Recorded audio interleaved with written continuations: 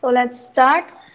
So far, students, we are done with, we are dealing with natural regions. In that, since last couple of PPTs, we have been studying the tropical and tropical evergreen and deciduous forest we saw.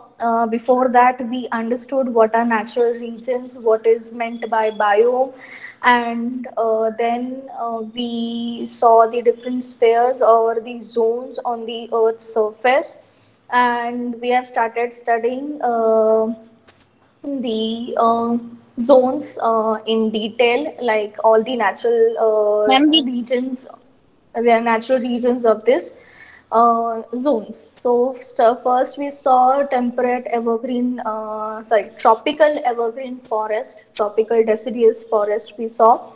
Then we saw the grasslands, then the hot deserts. After that, we came to temperate. Day before yesterday, we saw temperate evergreen forest, temperate deciduous forest, right? Now, today we are going to see the Mediterranean climate, which comes under the temperate zone. Okay, so Mediterranean climate is for temperate zone. What is Mediterranean climate? So this is the Mediterranean Sea. You can see in the map. So look the areas around it. Areas means which countries you can see around the Mediterranean Sea. So you can see Portugal, Spain, France, Italy, Morocco. Then it's Algeria. Then it's Tunisia. Okay. Then these regions have hot and dry summers and mild wet winters. Means in short, the temperature is hot and dry, whereas the winters are not that cold, but they are a little bit soggy or wet.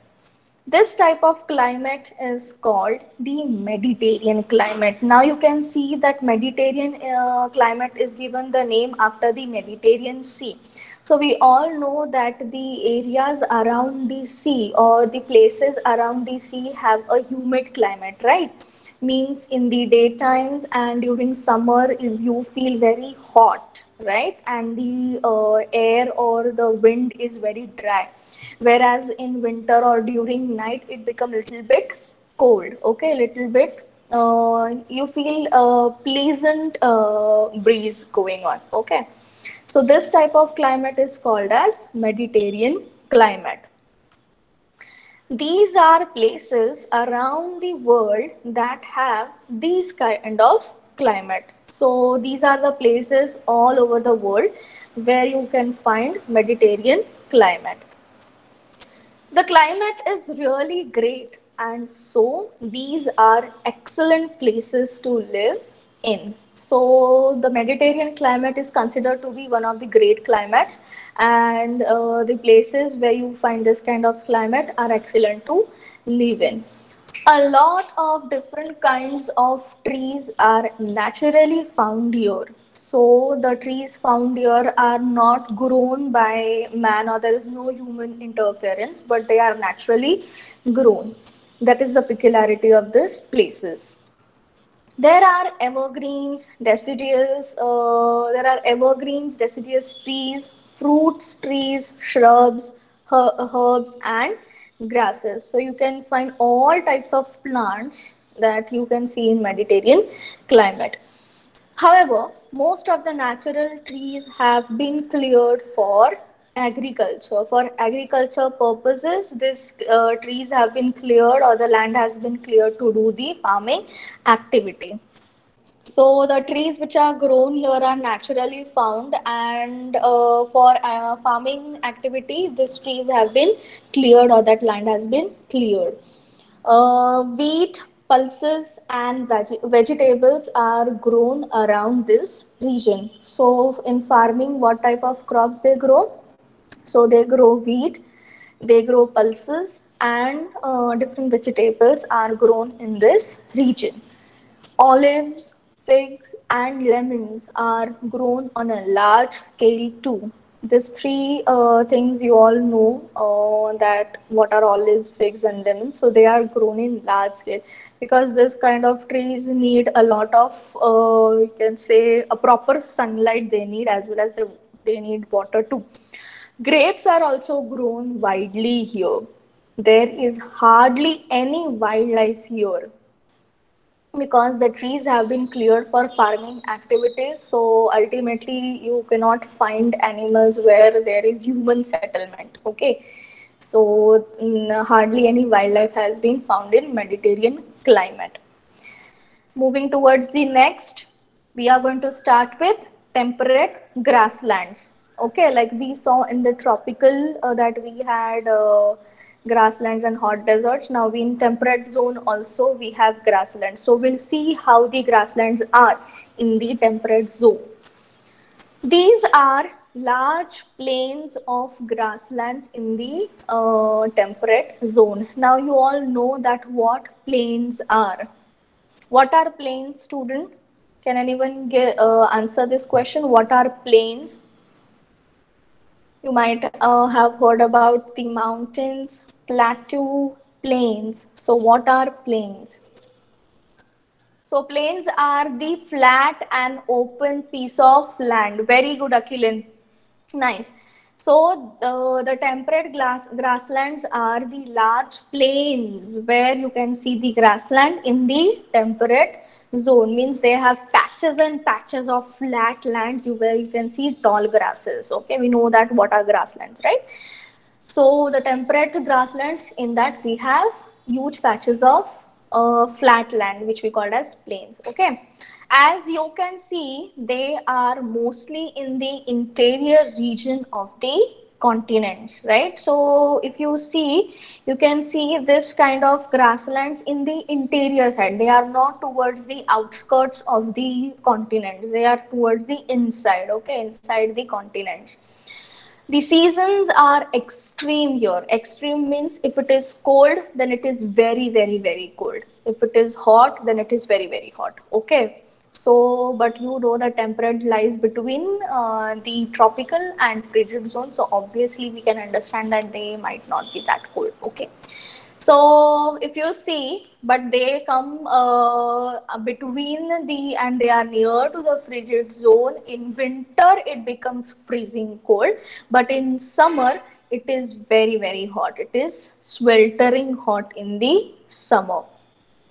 Why is it freezing cold in winters? Because the winds coming from the frigid zone enters the temperate zone of the surface, and hence the winters feel freezing cold. Okay.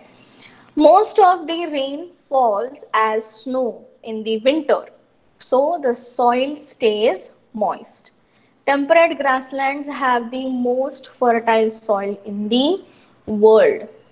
As you can see, these grasslands are in very developed parts of the continent. The grasslands in the North America are known as prairies. Okay, now they have given different names for the grasslands. So the grasslands which are found in the North American continent, they are known as prairies, whereas we'll see the other parts of the grasslands later. So we'll see the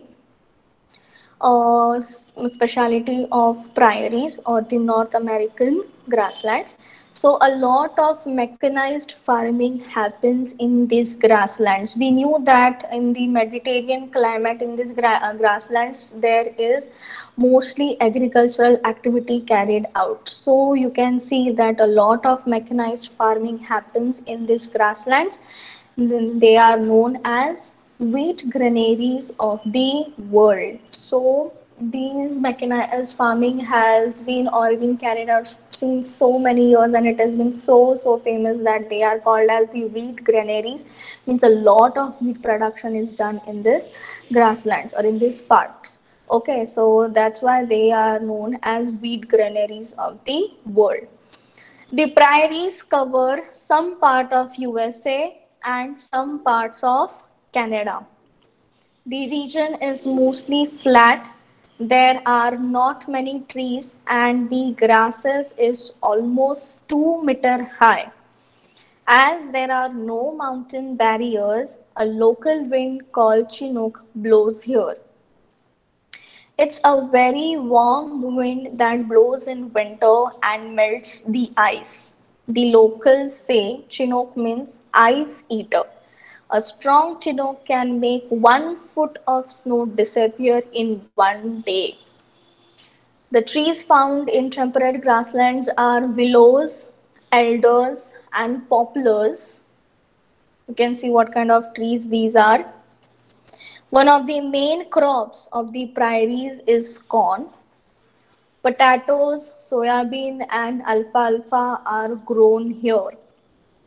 Alfalfa is grown mainly to feed cattle. These sprouts are also eaten by human. Alfalfa is a kind of crop which is grown especially to feed the cattle. Cattle means cow, buffaloes, or whatever they have been growing the cattle shed. Okay, animal husbandry kind of thing.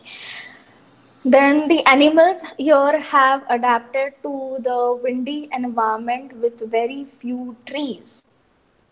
A large variety of animals is found here. Can you name them? So this is ferret, biso, and prairie dogs. Okay. Can you name these animals? Okay, come up with the answer. I'm reading your answers. Then let's see whose answer is correct. Okay, let's see.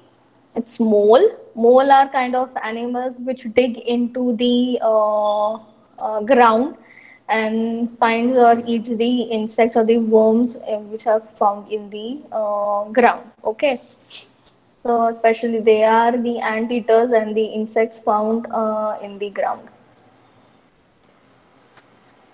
Jackrabbit and raccoon. Very good. Agriculture and dairy farming are the main occupations here. You know what is agriculture, and by the term dairy you will understand that what a dairy means. Okay, so agriculture and dairy farming are the main occupations of temperate grasslands. There are also large deposits of coal and iron in this area. As it's flat, there is a good network of roads and railways too. So, it's one of the most industrialized areas of the world. Apart from mechanized farming, having an advantage of flat lands or the flat patches of piece of land, so there they have good network of roadways and railways, which is one of the good transports for trade, right? So the trade is been very well done because of these two means of transport. And there are coal deposits and iron deposits in this area too. So they are also known as the industrialized areas of the world.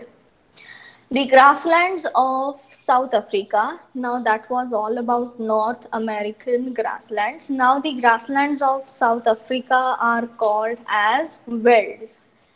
So the what are the grasslands of South America called as? They are called as prairies, whereas the grasslands of South Africa are called as velds. Now look at the different countries that are covered by the veld. We know that South Africa is mostly covered with desert, and they also have grassland. So you can see the network of the different countries which are covered by this grasslands known as veld. As their velds are close to the sea, you can see all these places or these countries which they have shown are near the sea. Blue color is what you can see is water. Okay, so that is sea. So as they are near to the sea, the climate is not that extreme as compared to the North American velds or the North American grasslands, that is prairies. Okay. The velds receive rainfall in the summer due to warm ocean currents. The main plant growth here is grass. Trees are few and very scattered. Scattered means they are apart, they are not close to each other If you find a tree over here, then at a distance you will find the another tree. So they are very scattered, distributed.